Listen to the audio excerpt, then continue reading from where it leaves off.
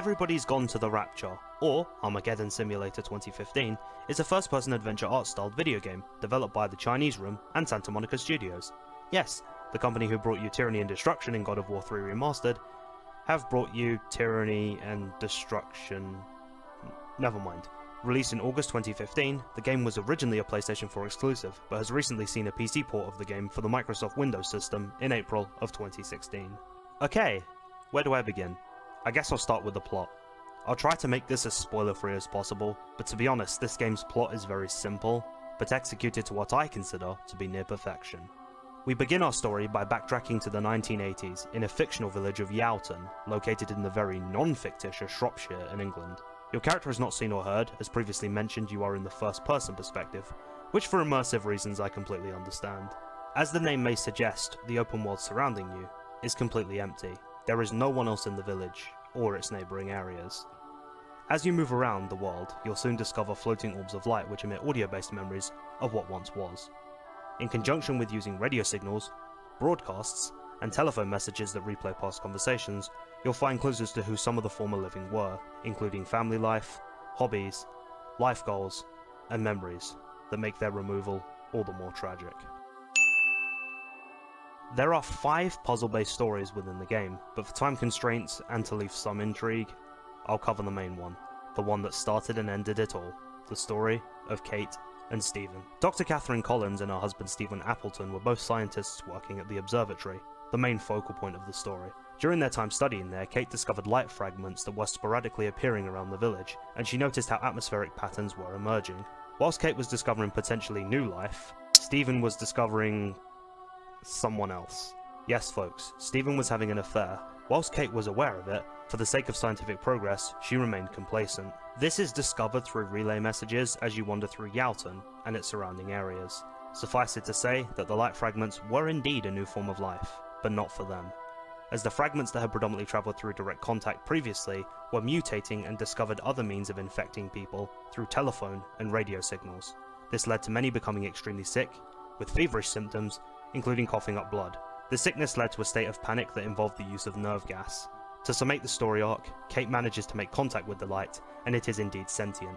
Kate tells the light it was wrong to cause the rapture upon these people, to which the light illustrates that everyone has their counterpart, and that the light was only unifying the inhabitants so that they could die happy. Kate then realises the light was right, and realises that her counterpart is the light itself.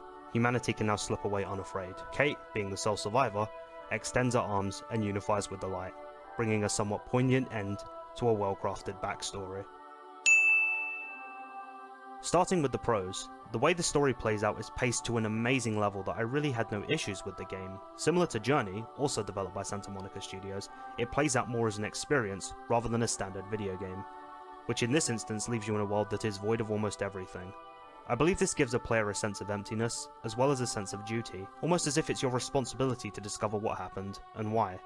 I particularly loved the day-to-night transitions that were developed with the Cry engine. It felt more like a voyage, and in and of itself with glowing atmosphere, as well as a harmonious soundtrack by Jessica Curry, who is also director of this game. The choir-based symphonies builds to a crescendo as you travel through landscapes and discover hidden secrets. I could gush over the visuals and audio for hours, but let's move on, shall we? The negatives are extremely limited, so I apologise if it feels like I'm clutching at straws.